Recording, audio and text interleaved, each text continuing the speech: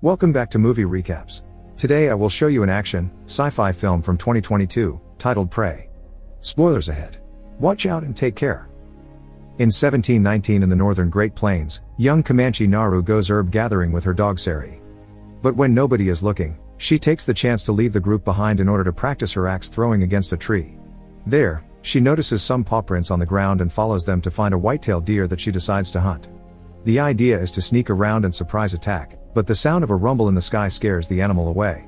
Naru and Sari follow it, and Naru throws her axe at it, but she fails and the axe ends up stuck on a tree instead.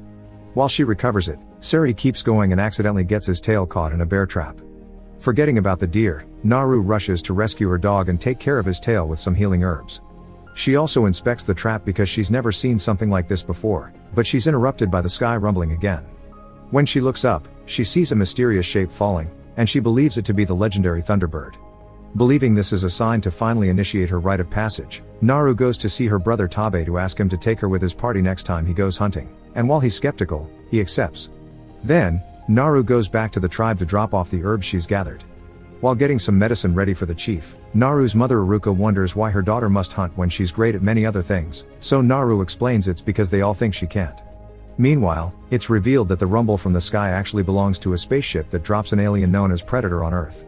He's strong and fast, and his technology comes with camouflage that makes him invisible, plus heat vision goggles. Back to Naru, she returns to the forest to pick up some orange flowers her mother needs and keeps some for herself in her bag. When she returns to the tribe, she learns a mountain lion has taken one of their men and a hunting party is leaving to find them. Naru follows them, intending to join them, but some of the men don't want her there because she wasn't trained to hunt like them. Tabe comes in her defense, explaining she's good at tracking and medicine, so she's allowed to join them because she may be useful. Predator is in the area too, busy killing a snake. Following the tracks left by the mountain lion, the hunting party eventually finds their wounded friend Puhi. The hunters build a stretcher while Naru takes care of the Puhi's injuries, including feeding him some of the orange flowers, which will cool his blood. Now the party is ready to take Puhi back, but Tabe stays behind to find the mountain lion. Naru wants to stay with him because she thinks there's something else besides the lion. It doesn't make sense for Puhi to be alive, meaning something dangerous must have scared the lion away. Tabe turns her down though, and makes her leave. At first, Naru walks away with the party as her brother told her to, but she stops when she notices some weird things around her. Paw prints too big to be a bear's, a carefully skinned snake, and blood on the top of a tree. She wants to warn Tabe, so the party sends Pak with her for safety while the others go back to their tribe. The pair finds Tabe and help him hunt for the lion by using Naru's plan, because Tabe wants to give her the chance she asked for. While Tabe lays down the bait, Naru and Pak climb a tree to wait for the lion, and the meeting comes sooner than expected. The lion jumps high enough to push Pak off the tree and kill him, then it jumps on a branch to go after Naru. She slowly steps back as she tries to defend herself with a spear, but suddenly, she gets distracted by the rumble in the sky again. This gives the lion the chance to come after her, throwing her off the tree and knocking her out. When Naru wakes up later, she's back in the tribe, and Iruka explains Tabe dragged her back. Puhi has survived thanks to her medicine too, so Iruka thinks Naru should perhaps dedicate her life to medicine instead of hunting. Their conversation is interrupted when Tabe returns with the lion's body, an achievement for which he's honored by the chieftain. Naru is still sure there's something more dangerous in the woods and wants to go after it, but Tabe doesn't let her. She's already tried hunting and failed. It was all him who brought the lion back. The next morning, Naru decides to disobey and go after the mysterious presence with only Sari as company.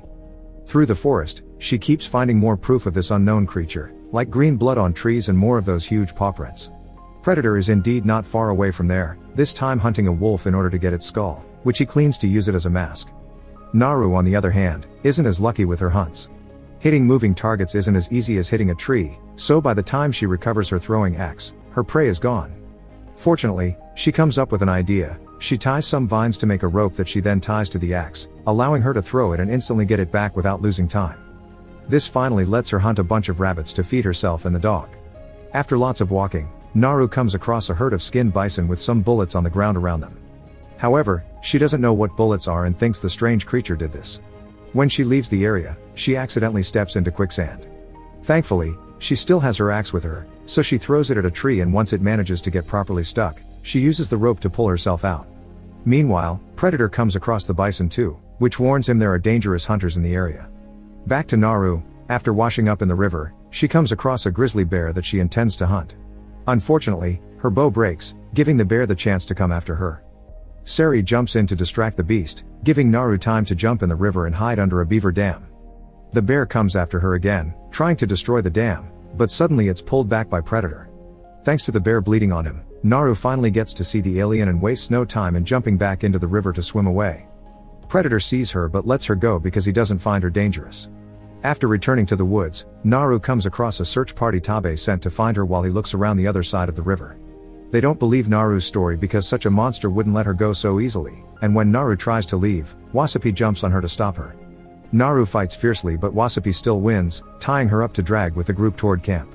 However, they stop when they hear some weird noises and red lights appear on Wasapi's chest. Staying invisible among the trees, Predator shoots and kills Wasapi, and when he comes nearer to recover his darts, the other hunters manage to hit him with an arrow. This causes the camouflage cloak to malfunction and reveal Predator to the naked eye. The men jump in to fight him, but Predator is no match for them and kills them easily. While he's distracted fighting, Naru approaches Wasapi's body to recover her things and cut off the rope, allowing her to run away. When she makes it to an open field, Naru comes across a hunter that had scouted ahead. He wants to fight back, but soon the red lights appear on his body too. Knowing what they mean now, Naru begins running away as Predator jumps on and kills her fellow tribesmen. She's so concentrated on keeping her eyes on the enemy that she doesn't see a bear trap on the ground and gets her leg caught in it. Predator comes after her, considering his options, but he suddenly runs away when he sees a group of French traders coming to see who fell into their trap. The traders knock Naru out and when she wakes up later, she finds herself in a cage at their camp. Sari has come looking for her, but he's caught and tied up as well. All the traders are wearing furs, and Naru realizes they were the ones that killed the bison. One of these men, called Raphael, knows how to communicate with her and asks her for information on Predator, who he thinks is a hunter looking for the strongest opponent. Naru tells them nothing, causing the traders to decide to reveal they've also captured Taabe and now they're hurting him to make him smell of blood. Then, Taabe and Naru are tied to a tree as prey to attract Predator so the traders can shoot him from their hiding spots. However, the traders didn't take into account Predator's camouflage, and he approaches them without them knowing to start killing them one by one. Taabe worries when he hears the screaming, but Naru explains to him that Predator doesn't want bait because he hunts differently, and he's always let her go because he doesn't consider her a threat. To make her feel better about her hunting abilities, Taabe confesses he only managed to kill the lion because he had followed Naru's plan, so she did do something back then. Their conversation is interrupted when Predator roars in anger as his leg gets caught in a bear trap. The French traders immediately go after him, but Predator quickly recovers and after tossing the trap away, he begins killing them with a variety of advanced weapons plus a shield that protects them from their bullets. The tossed trap lands near the tree, allowing Naru to use it to cut off the rope. Now free, Taabe leaves to find some horses and Naru goes to rescue Sari while Predator takes out most of the remaining men with a grenade. At the French camp, the traders are picking up their things to flee, and they intend to kill Sari. Naru jumps in to fight them and kill them all, and once she frees her dog, she sends him to find Taabe. Then she begins applying herbs to her injuries, and that's how Raphael finds her. He's missing a leg, so he asks for a deal. He'll give her his flintlock pistol and teach her how to use it in exchange for medicine. Naru accepts and shares her orange flowers with him. She also gets to keep the piece of alien technology she finds on his leg. Meanwhile, Predator is taking care of his own injuries before going to the camp as well. Naru hears him coming and quickly hides while Raphael pretends to be dead. Thanks to the orange flowers cooling his blood, the trick actually works and Predator can't see it until he accidentally steps on Raphael, making him scream. Predator quickly kills him as Sari shows up to attack, but before the dog can be shot, Taabe shows up too, riding a horse. He manages to hit Predator on the head once, and by riding quickly in circles he can dodge the alien's shots. After failing to use the pistol correctly, Naru yells at Predator to distract him, allowing Taabe to jump off the horse and land a hit on him. Now Predator and Taabe fight hand to hand, and since Taabe is such a good warrior, Predator decides to put on his camouflage to gain an advantage. He attacks Taabe from behind to kill him, but Taabe doesn't give up and holds onto Predator's leg to give Naru time to run away. Back in the tribe, another search party returns to give Aruka bad news. They couldn't find her children. Aruka grieves for them at the same time Naru reaches the river and washes while crying over her brother's death. Sari finds her and lets her know about a French man still in the area, so Naru uses the alien weapon he took from Raphael to knock this man out. When he wakes up later, the man finds himself in a camp where Naru is preparing herself to hunt Predator. She's painted her face and eaten some of the orange flowers to cool her blood. She's also allowed the French man to keep his pistol, although it's empty. However, his screams attract Predator, who sees the armed trader as a threat and comes closer to kill him. He completely ignores Naru because he can't see her, so Naru takes the chance to shoot him from behind. A pistol isn't enough to kill him, but it makes him drop the mask, which Naru grabs before running away towards the area where she's prepared a trap. Predator follows a trail of blood that Naru left behind on purpose, and when he comes closer, Naru jumps on him to fight him hand to hand. After exchanging a few blows and protecting herself from his shield by hiding among rocks, Naru orders Seri to run by as a distraction and manages to push Predator into the quicksand she had fallen into before. This is obviously not enough to kill him, but Naru is ready. When Predator resurfaces and shoots, Naru quickly moves away and lets the projectile hit the mask she left there earlier. This makes the projectile rebound and kills Predator instead.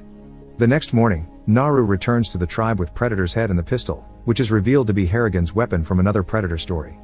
Naru warns her tribe they need to leave before the white men come for them, but first, everyone honors her hunt the same way they had done for Taabe. Unknown to them, more Predator ships are about to land on Earth.